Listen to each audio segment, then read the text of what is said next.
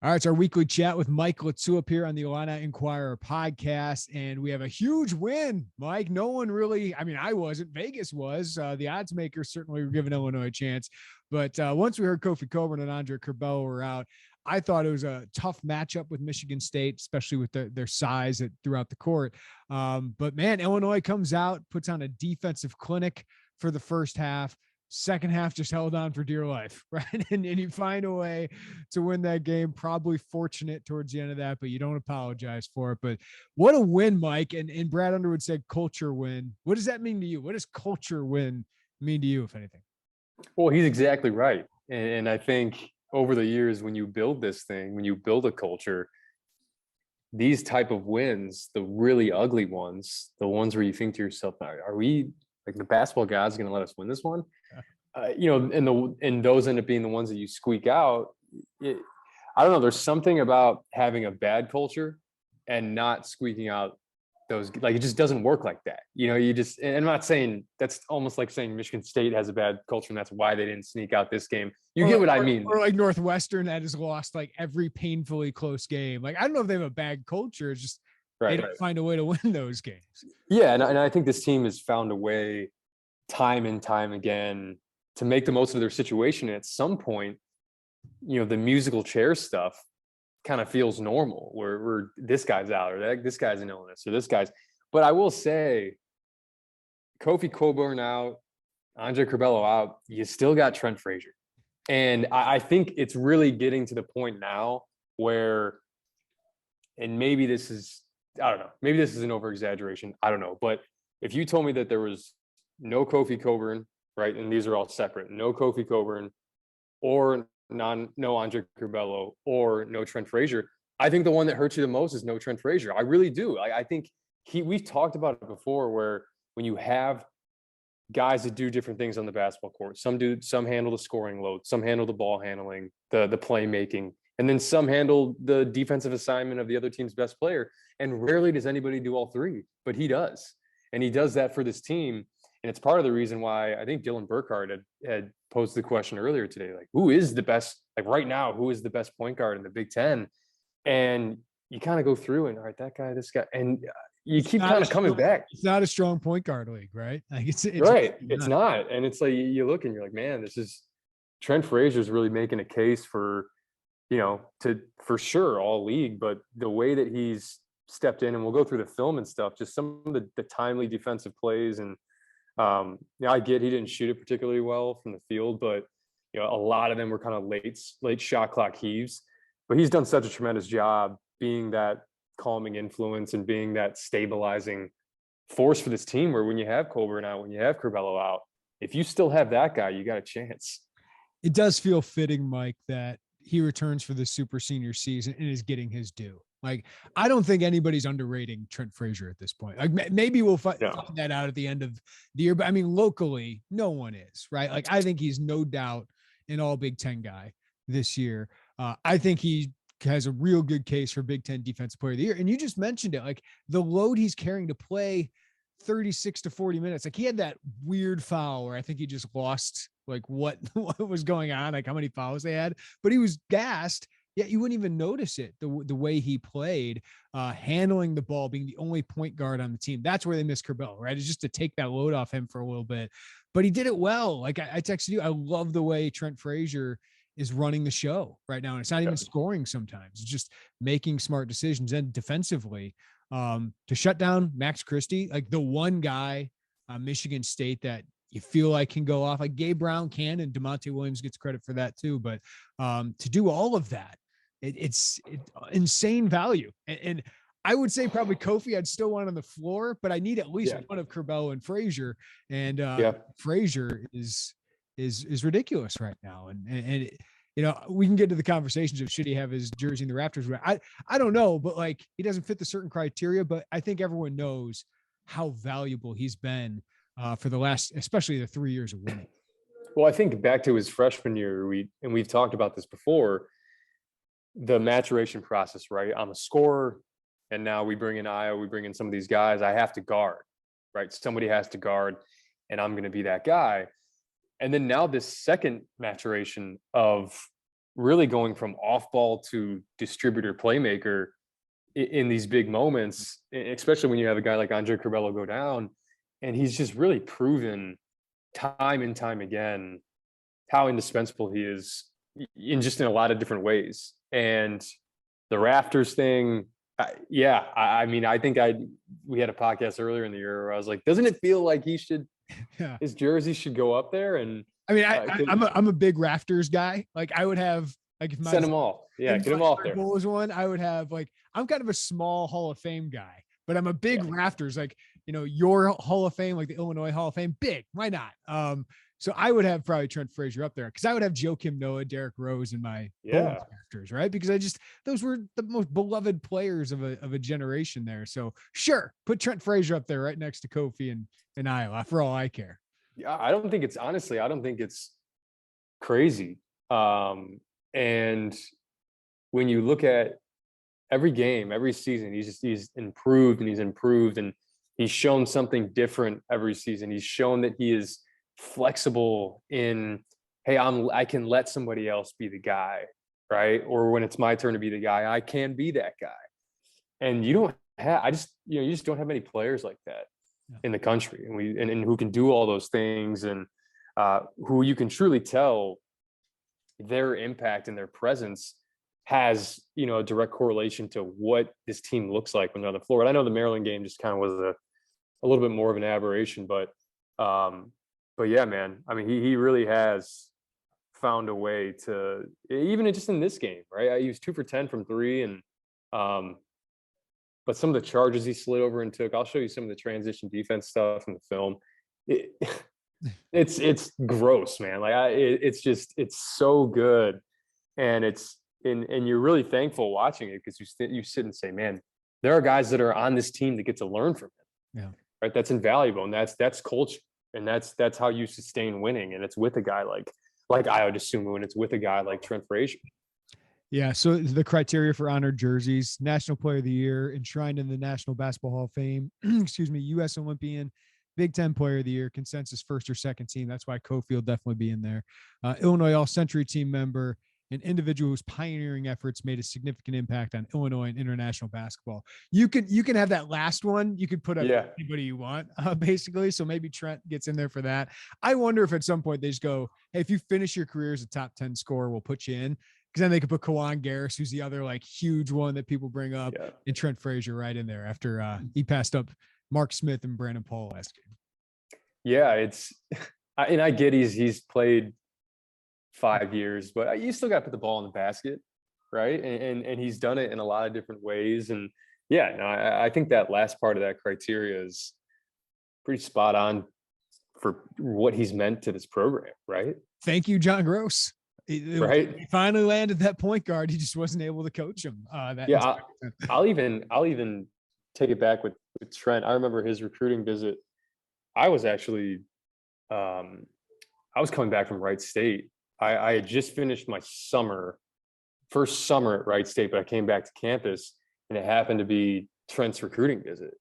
So Trent was like riding in the passenger seat of my car. I wasn't even on the team anymore.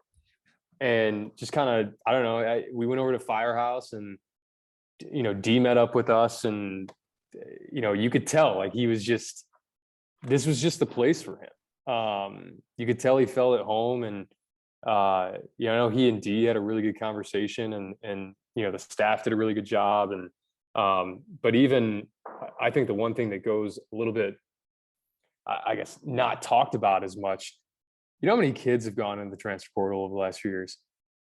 Seriously. I mean, and he as a guy that he's like a prime candidate, like a freshman that scores 13 a game on a losing team that probably wants to go somewhere else, would have had teams lining up to go after him if he did decide to go into the portal, and he didn't, and he stuck it out. And you're a big part of turning this team into a 1 seed. You're a big part of turning this team into a Big Ten tournament champion, and first place in the Big Ten right now. And I think that should not go, I guess, not talked about. It says a lot about him.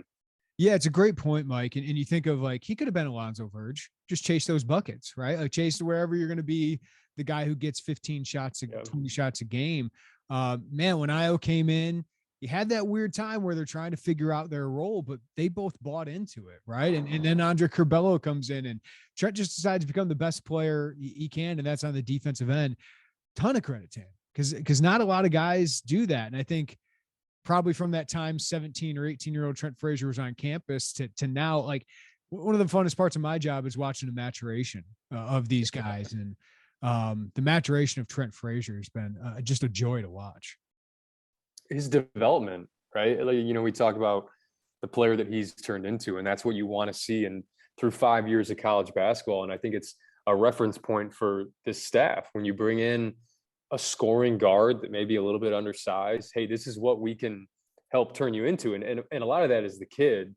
But a lot of that is the coaching staff and the situation and allowing for development. I think that's something that, that flies a little bit under the radar is coaches allowing their guys to develop and not putting them in the box or not putting them on, hey, you're not as great with the ball, so we're going to put you on a dribble limit, or we're going to do Brad Underwood's and that staff has done such a good job of just letting these guys play. You may make mistakes in the beginning, and that's great. I think every mistake that you make is bringing you closer to figuring out who you are as a player. And Trent certainly figured that out here in his fifth year.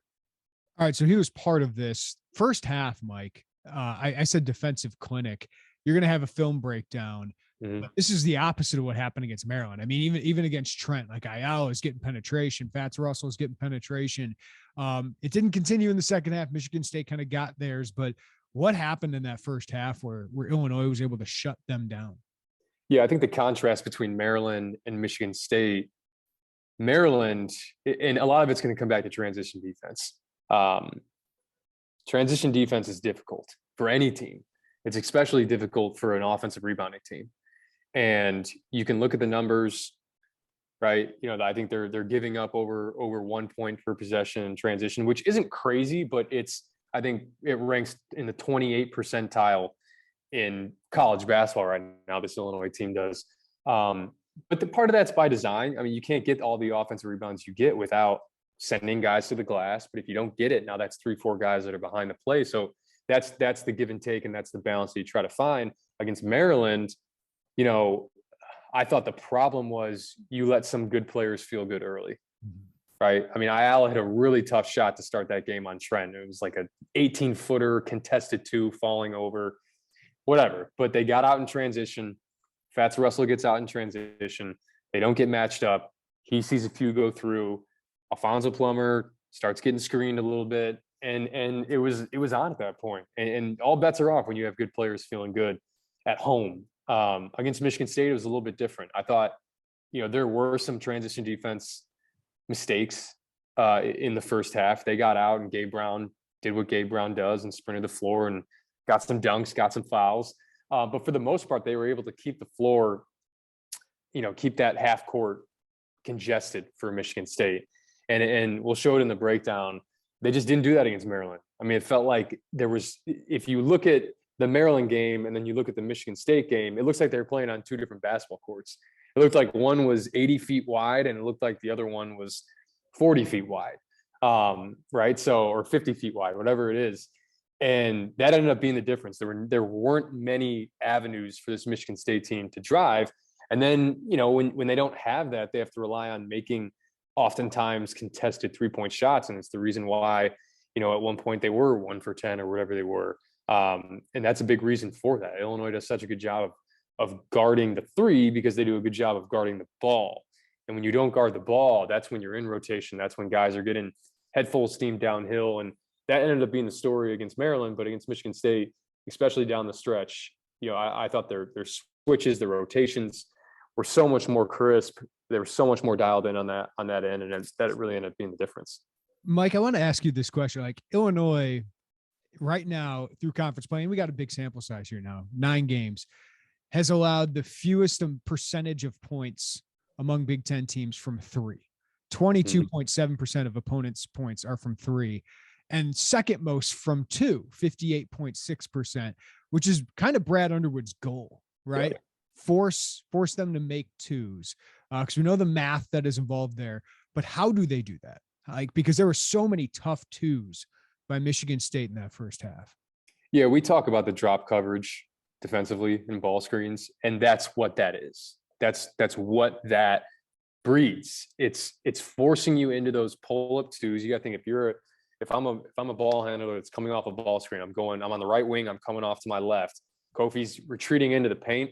They want to encourage that pull-up jump shot from 17 feet, floater from 14 feet, whatever it is, to where you don't have to be in rotation. And the teams that don't guard like that, or maybe they zone, or maybe they 2-2-1 press in the full court, that's where you start seeing threes get shot because there's a lot of rotation, right? Like let's switch the ball screen coverage. I'm coming off on the right wing with my left hand again. Coming off, they want a hard hedge. Okay, I'm doing 2 retreat dribbles back, right? And now, since I have that big pulled up with me on those retreat dribbles, now it's on these guards that are helping underneath the basket to protect the roll guy. And if you protect the roll guy and I throw back to my other guard who's shaping up from the corner, now you're in rotation or you're giving up open threes. And that's why this particular drop coverage, as much as it's not as aggressive, right? And I know at times you want to see Omar Payne or Kofi Cockburn like blitz a ball screen. Right. But you got to realize what you're opening yourself up to. So you rely on, hey, they're going to have to beat us with 17 footers and 15 footers. And sometimes those shots fall. But if you can take away the threes, you're going to be in most games that you play. Let's give a shout out to Benjamin Bosmans-Verdonk, who over the last 3-4 games has really battled. I think that's just the best way to say it. It's not always pretty, but he battles. He makes things difficult for whether it's Zach Edey or Trevion Williams, or we saw, Marcus Bingham's, maturation as a player has been fun to watch too. And he was pretty good when he was in the game, but, Bosmans-Verdonk battled. And I thought Omar Payne, especially offensively, giving Illinois some things, they allowed you to compete, right? They allowed you to stay in that game. What stood out about them in that game? Because Omar Payne's kind of up and down right now, but Bosmans, I think the reason he's starting is just because you kind of know exactly what you're going to get from him, and it's been pretty solid lately. You hit the nail on the head. You know exactly, come hell or high water, what you're getting with Bosmans-Verdonk. And I made the point. I think I tweeted it during the game that I think I said, hey, with that particular offensive personnel grouping, he's actually a really good fit out there. He screens, he can pass. And then I mentioned that he fights on the offensive glass. I had someone get in my comments and say he had 1 rebound. I said, I didn't say he gets offensive rebounds. Yeah. He fights, and that's all you want, because we talk about if you can occupy your guy, that's great. That maybe opens it up for another, DeMonte Williams, Jacob Grandison to fly in and actually get the rebound. So you like that stuff. And I think they've shown, this team in particular, is, hey, if we have Kofi Cockburn out, we have a guy that we can put in that is different than Kofi. There's no question about it, but still lets this team have certain advantages on the offensive and defensive end. For example, on the defensive end, Benjamin Bosmans-Verdonk is better in transition defense than Kofi Cockburn. He just is. Yep.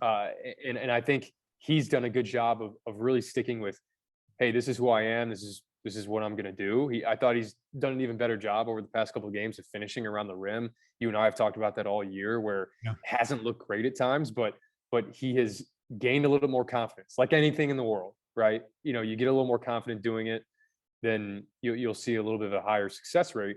And I think Kofi's going to come back into the fold here, but knowing that you have a Benjamin Bosmans-Verdonk who can come in these moments, and him and Omar Payne are different players. There's no question about it.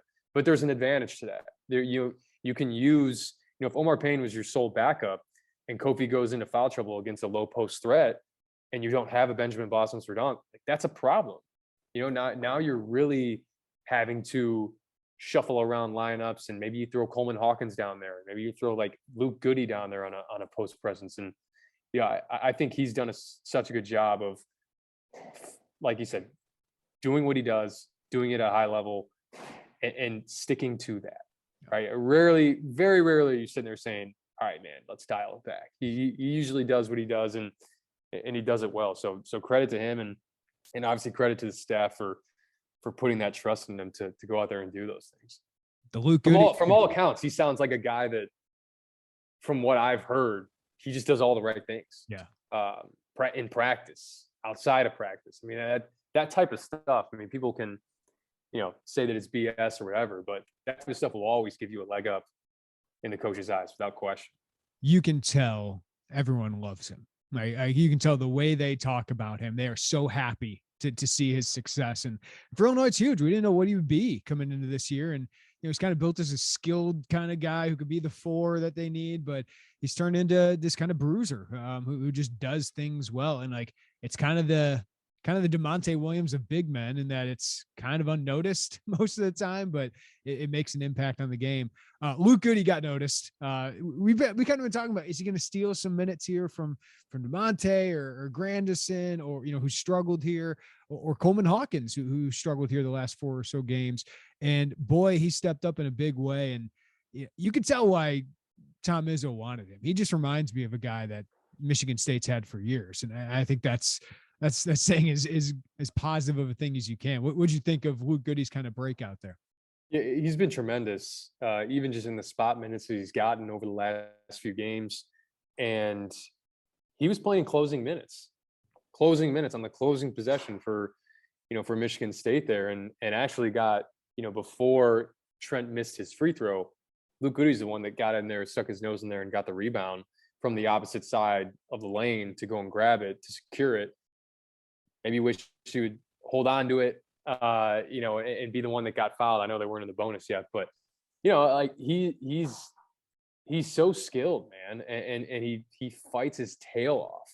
And that combination, I think sometimes you see the guys that fight their tail off, you're like, yeah, they fight their tail off, and it makes up for their lack of skill in all these different areas. But he possesses those things, right? I mean, he is shown in big games that he can come in and knock down shots big time. He can come in and knock down shots, and then fight on the glass. Sorry, Mike, to interrupt. You always talk about being shot ready. Like, I compare him to, like, I just don't think Grandison has been as shot ready or as confident lately. Luke Goode is. Like, I watch him as like Trent's probing, and he is just ready. His hands are up, his feet, are a little bit wider than shoulder width. Like, he's a vet. He plays like a vet already.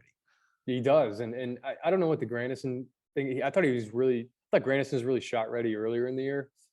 I'm not sure what has changed, and sometimes it's the January, February thing where you're just, I don't know, like you're not as dialed into those things. And but Goode just seems like he came out of the womb shot ready. So which is great to see, and I think he's another guy that, look, the kid's 6'7". He's strong. He can move a little bit. I mean, that is, when you talk about guarding these 4s in the Big Ten, I mean, that's a guy. You talk about Ty Rodgers coming in, but Luke Goode's another guy that, as he gets stronger, as he gets even quicker. I mean, Fletch is the best in the business. So, Luke Goode's only going to trend upward when it comes to strength and quickness and being able to guard those guys. So I'm excited to really see his progression.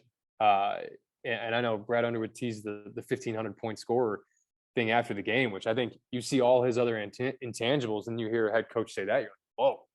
When you talk about 1,500 point scorer, I mean, that's nothing to scoff at. That is big time. So I think he's the type of guy that, if you're an Ohio State fan, if you're an Indiana fan, if you're a Purdue fan, Iowa fan, you're gonna be like, God, Luke Goode is still Illinois. He seems like he's gonna fit that mold for some reason. Yeah, I don't agree with Brad. I don't think it'll be 1,500 because there's only been 13 players to do that. But 1,000, yeah, I could see that easily, because I think next year he's going to be a double-digit scorer as a starter. I think he's going to be that, and that's a great thing. If Grandison moves on, you don't feel like you're missing very much if Luke Goode comes into the game. It got dicey, Mike. Last 6 minutes. Was Illinois running out the clock? Were they playing the clock game? And I hate that. Or was this just they couldn't run offense and weren't making good decisions? Well, I mean, Michigan State, I thought, did a really good job of taking away some of their initial actions. The thing with this Illinois team, at times, when you have a certain personnel on the floor, it's always better off to just, hey, let's just keep it simple. Let's run some horns. Let's run some, sideline ball screen stuff. and that's how we're going to keep it simple. The problem is at the end of the game, when you're keeping it simple, it's really easy for teams to kind of get a beat on that stuff. And now, yeah, there is a little bit of the clock game. There is a little bit, about handing off and running the ball, as opposed to just coming down. And I think it got to the point late in that second half where if I'm Alfonso Plummer, if I'm any of these other guys, I'm like, if you got a good look, take it. Because I think if you can make a shot, we can finally put this thing to bed. And that's why I just felt like it kept going on. And I also mentioned a lot of these late shot clock threes that were taken. A lot of them were by Trent Frazier, just 3-4 seconds on the shot clock. You got to get it up. Led to long rebounds and led to more transition opportunities for Michigan State. So, I think it's stuff you take a look at and say, hey, when we get in these moments and we get into these slogs, I guess, where, you can't get anything going. I actually thought Alfonso Plummer, it's funny, in the moment, they just looked like back-to-back threes. Those 2 threes he hit in the second half, around the 9.5, 10-minute mark was the game. Yes. That was the game. Yeah. And I got to give Alfonso a shout out. Like, he's 4 of 11, right? But he's 3 of 7 from 3 with those 2 huge, end up being clutch, even though they're midway through the second half. Yeah. But I thought his passing has been far better, like, because teams are overplaying him as they should, right? Like, run him off the 3-point line. He's a small guy. You can use length on him. Like, so teams are really focused on him, like more so than anybody in Illinois right now. Because if he gets going, good luck.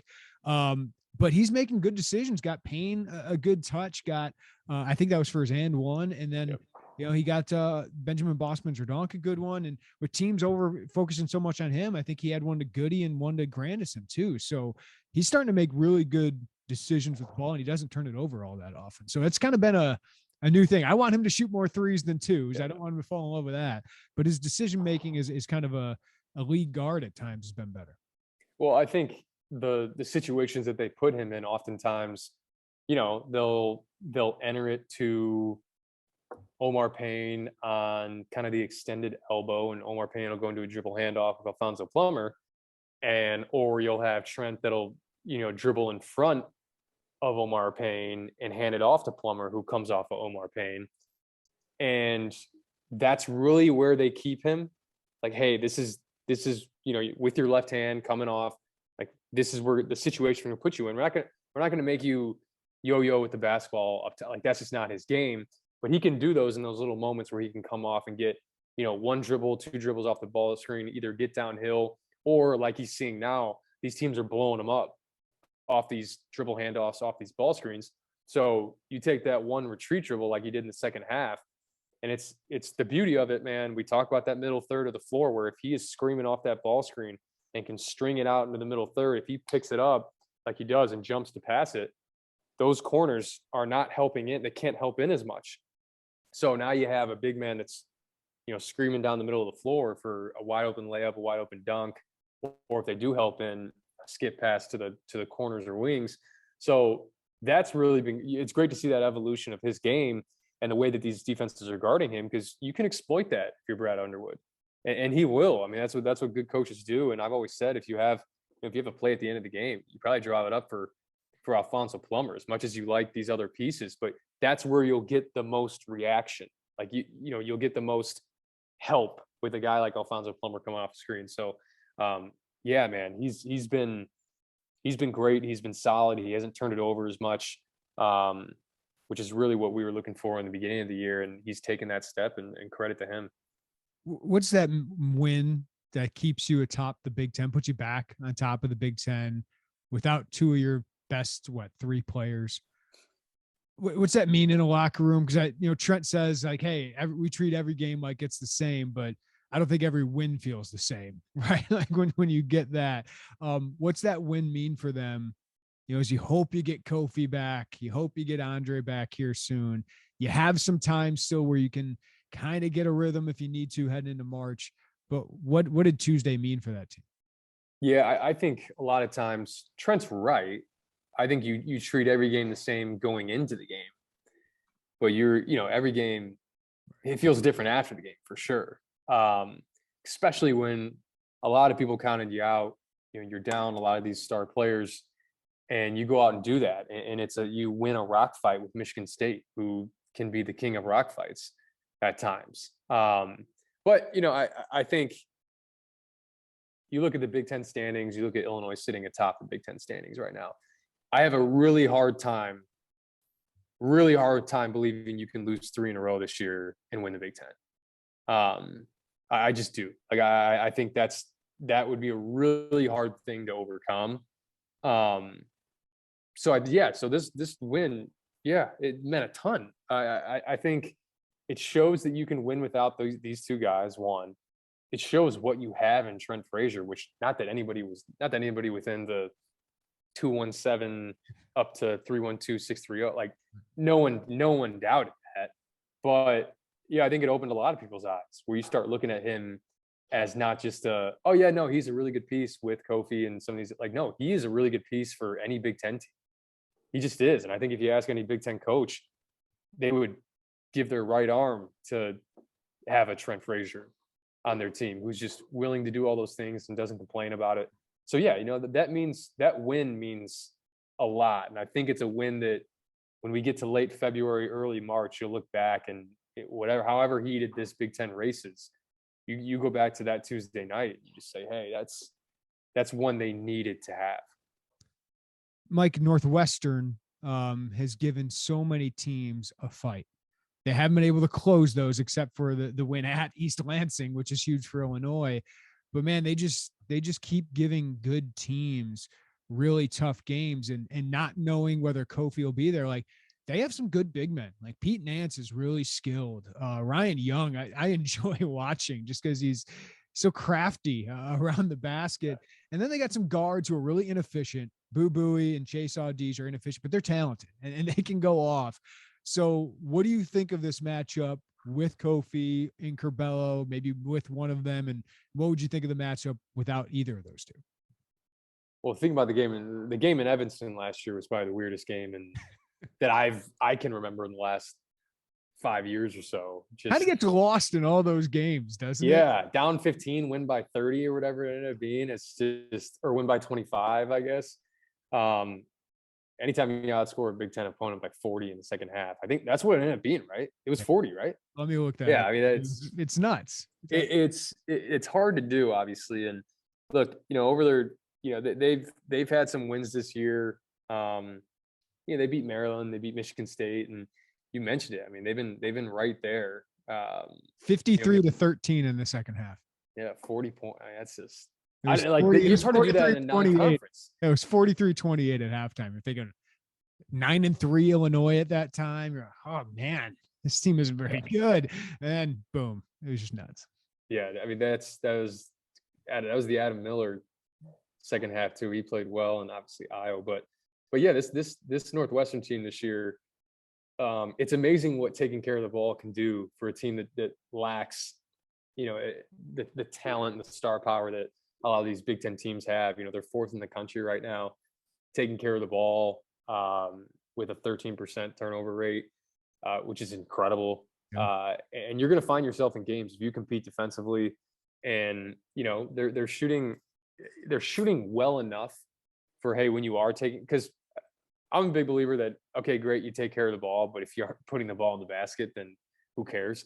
They're shooting almost 36% from three for the year, which is good. I mean, that's top 100 in the country. And then when you mix that with taking care of the ball and kind of doing all these things that they do, it makes them a team that just is kind of like, hey man, like, go away. Why are you still alive? Like, there's 4 minutes left and we're at the last media and you're still here. Like, you're still within shouting distance. You're down 5, you're down 6. And I don't think you can ever really feel comfortable with this Northwestern team. And it may be another ugly game. Who knows? Illinois doesn't force turnovers and they don't turn it over. So I wouldn't really expect that to change this game. But with those two, if you don't have Kofi, then yeah, it's another big game for these big men to kind of guard out of their position a little bit with Pete Nance and with Ryan Young. Ryan Young's much more back to the basket, but they pose it's a challenge. And then I'll mention with Audies and Buie, I know Buie didn't really do much last year against Illinois, but I mean, you look at these other games, scoring 30 and Audesia scoring 30. And so like Maryland, this is a team they have good players, and good players that if you make them feel good about themselves early in the game, I'll always say all bets are off. So you're traveling up to Evanston, and should be a pretty pro Illinois crowd like it always is. But man, I'm not sure you can ever just chalk a win up when you go up there in Evanston.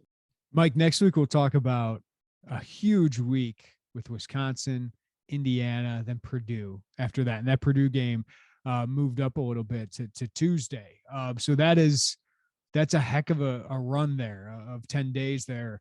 Where we're going to find out a lot more about this Illinois team. But right now it's Illinois, it's 7-2, Michigan State and Wisconsin going into tonight 6-2, Ohio State 5-2, Purdue 5-3, Indiana 6-4, Michigan making its run at 4-3. I think you were fortunate when you got them at home, especially without Hunter Dickinson. That's the top half of the league. Who you kind of buying stock in, and maybe who you selling right now?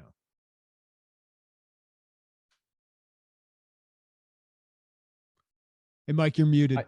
Yeah. Sorry. I know Michigan's been on the uptick a little bit here. Can they do enough? I think that team just has a ceiling, in my opinion, of where they can finish in the Big Ten, and part of that's just the start that they got off to. It's going to be really hard to climb back into that. I think Indiana is a team that, I mean, that's a tough place to play. Can they do it on the road? Yeah. Like they've been Jekyll and Hyde a little bit. So I don't really worry about them as a contender. I think Purdue, as we mentioned, I'll continue to buy a little bit of stock in Purdue just because I think every game they go into, they have the guys to do it. It's just a matter of, how the game plan goes and who goes off for the other team, and if they keep Sasha Stevanovic in check. And and I think Wisconsin, I mentioned them as my 5th Big Ten team, whatever, a couple of weeks ago when we did it. And I still feel that way. I think that they're not going to be on as much of a torrid stretch as they've had to start this Big Ten season. And then I do like Michigan State. I think they're good. I think they had a terrible game against Illinois, and Illinois had a lot to do with that. But I do like their pieces as Christie and all those guys continue to get comfortable. And I think Tyson Walker and Hoggard are 2 really good point guards that push that pace. And yeah, I mean, I think Ohio State's kind of been the team that no one really talks about because they just haven't been playing. And I know they play again tonight, and so we'll see what happens in that game. But it's pretty open, right? I mean, like I don't think any of these teams are going to run away with it. I don't think any team's going to win the Big Ten by 3-4 games. That's not what's going to happen. This is going to come down to the last 2-3 games, I would imagine, in this Big Ten race, which is great because I think Illinois is likely going to be one of those teams. Yeah, the one thing about Wisconsin, you mentioned it, the wins they've racked up early against Indiana, Purdue on the road, Iowa at home, even now Maryland on the road. That's when they got over Illinois, right? Yeah. Northwestern on the road, Ohio State at home. Their schedule really lightens up. So if we're talking about the best teams, I still think Purdue going into March is the team that scares other teams in the tournament. Illinois, I think, has more talent than Wisconsin. When we talk about Big Ten titles, sometimes schedule comes into play, right? Yeah.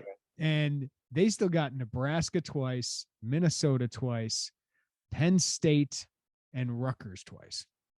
Right. Like, so that's 7 of their remaining 12 games that I don't see them losing, because Wisconsin doesn't usually lose those games. Might be close, but they just play so disciplined. So that's a team that won't surprise me if they have 15 wins at the end of it, just because they take care of business, and what they've built up early is more impressive than what Illinois and Michigan State, to be honest with you, have done. I think Wisconsin, and this is something that this year I was talking to a buddy of mine that coached there. They have like a different shake to them. I don't know what it is. It doesn't seem like the typical Wisconsin team, whether it's just the fact that Johnny Davis is their guy. and he has just an NBA pro style type game. I don't think you see that as often with a Wisconsin team, especially out of Wisconsin guards, over the last like 10 years. So that's been interesting to see. And Chucky Hepburn's another guy that I think is solid and is a little bit different than what Wisconsin's had over the years. And then Brad Davison. I mean, I think everybody, I was sitting watching the Wisconsin-Ohio State game a few weeks back in my grandparents' living room. My grandpa walked in just out of nowhere and was like, and Brad Davison was on the ground, like pumping his chest after taking a charge. And just unprompted, my grandpa was like, yeah, I just don't like that guy. And it's just, and I looked at him like, yeah, but why? And I get like, there's a lot of reasons that people don't, but like he is that type of guy, right? He's the Wisconsin guy that I think people think of when they think of that team, but they have so many different elements and pieces. And I even think just their bigs with Crawl and Wall and, they have really solid pieces. I mean, I was really shocked with that Wisconsin game or with the Purdue game when they went into Purdue. I was like, man, do they have the guys to go single coverage on Edey and Williams? And, Crawl and those guys, they fought their butts off and they do. So if you have the guys that can do that, more power to you. And I think that's another reason why, I would almost put money on Purdue winning that game against Wisconsin in Madison. I think they'll split their matchups. I'd be shocked if Wisconsin swept them. But you're right, man. Looking at when you glance at that schedule, there's a lot of Nebraska. There's a lot of Penn State, and Minnesota. So yeah, I mean, obviously that's, but those are the tough games, right? When you have a lot of those types of games, those are actually the ones that if you lose them, can kind of take the wind out of your sail a little bit. So it's, I guess the way that they've started, you probably want to have a lighter schedule coming down the home stretch. But yeah, I mean, they're going to be in as good a position as anybody here, rounding it off with the, the ones that they have in the schedule here. It's going to be an interesting finish. And Illinois certainly has put itself in that race. And right now at the front of it, that's why you got to take care of business at places like Northwestern. They still got Rutgers on the road, Penn State at home, but a lot of really good teams still left on that schedule. It's going to be a lot of fun to watch this because the atmosphere is, Mike, at State Farm Center. You were there a couple of weeks ago. Like, man, it's been awesome. Like I always want to remind myself what last year was, because I heard a lot about, sorry to interrupt you. I heard a lot about that game, that particularly the Michigan State. I was at the Michigan game and I thought that was a fantastic atmosphere. I'm sure Purdue was the same. And I heard a lot about the Purdue one, but for some reason, this Michigan State one seemed like, by all accounts, was that the best one out of the three? Man, I mean, out of the two, I guess, with that and Purdue. Maybe it was because I was so swept up in the game. Like I thought Purdue and Arizona were higher level games, right? Yeah. And I think there was something about that Purdue game, but it's because the crush, man. Like the fact that where they are on the court now, closer to the court, and they just bring that atmosphere. I know the Michigan game, they weren't there. They just bring that different element. So I think when these national guys like, Goodman was there, Jeremy Wu was there, Benetti and Hummel, obviously, who are the best in the business. Like, yeah, it's just right there. They're right there on them, right? I'm assuming those guys are sitting around where you're sitting on the press row. Yeah, it's just a different, because like I don't think the acoustic of State Farm Center is as good as like Assembly Hall. Like Assembly Hall is just two walls of people. The Indiana one, where it's two walls of people yelling at each other. I think it's similar to Breslin. Like Breslin with those students where they're at gets insane. Like, what was your favorite atmosphere? It was weird when I got to Breslin. I was actually surprised, and sometimes maybe the camera angle throws you off. Like if the camera's high enough, it looks like it's in this massive arena, but sometimes it's just at the top of the arena. I thought Breslin was smaller than I thought it would be. I went in there, I'm like, which actually lends itself to a loud arena. I went out to Oracle Arena to watch the Warriors a few years back, and it's the smallest arena in the NBA. Chase Center's not anymore, but Oracle was, and that was the loudest arena I've ever been in. NBA arena, it was crazy. But Big Ten, Ohio State's too big. The shot's too big. It's too wide. So they've had some good atmospheres in there, but But Indiana for sure. Indiana, we played them the year that I was redshirting my senior year, and I think they hit 19 threes. So that place got pretty loud. I think they scored 103 points on us. So I think Indiana's up there for sure. But for me, if I were to pick one, it's probably Mackey. Mackey's, I mean, and part of that, you mentioned students.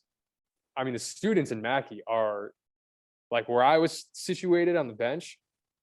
They were on my shoulder. Yeah, I mean, they were hanging over you almost. So that one, Mackey especially, just in that arena is just so tough to play in, and they're obviously always a really good team. And then Wisconsin, I wouldn't say has like the best atmosphere, but it's, in my personal opinion, it's the toughest place to play. When I say the toughest place to play, it's just cold in there, man. Like it's just freezing, and part of it is the hockey, and I understand that, but man, you'd go in there for shoot around, and it felt like, oh my God, we played there almost all 4 years that I was at Illinois, and I think 3 of the 4 were 11 a.m. games, so you didn't get a shoot around. You had like a freezing cold practice the night before, and then you got up.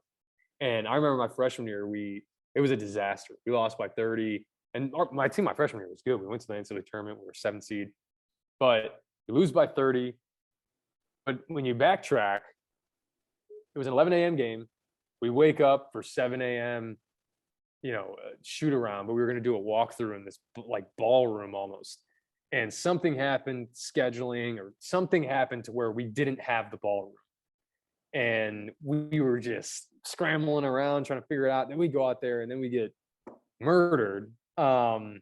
And then our flight's delayed on the way back, and we're sitting in this small little airport for 7 hours. It was an absolute disaster. And that team was so good. I mean, Decker and Kaminsky, and that was a really good team. So sometimes, the atmosphere is better when there's a crowd that has something to cheer for. Yeah. And typically that's a really good team that's typically on the floor. So so it ends up being the Purdue's, the Michigan States, the Wisconsins, but those are the ones over the years that but top, even going outside of the Big Ten Conference, was Gonzaga. The kennel was number one for sure. And then to go in there and get a win like we did was just, in the way Brandon played. I mean, it's just that'll always be for me, like when I look back at my Illinois career, man, that was a win.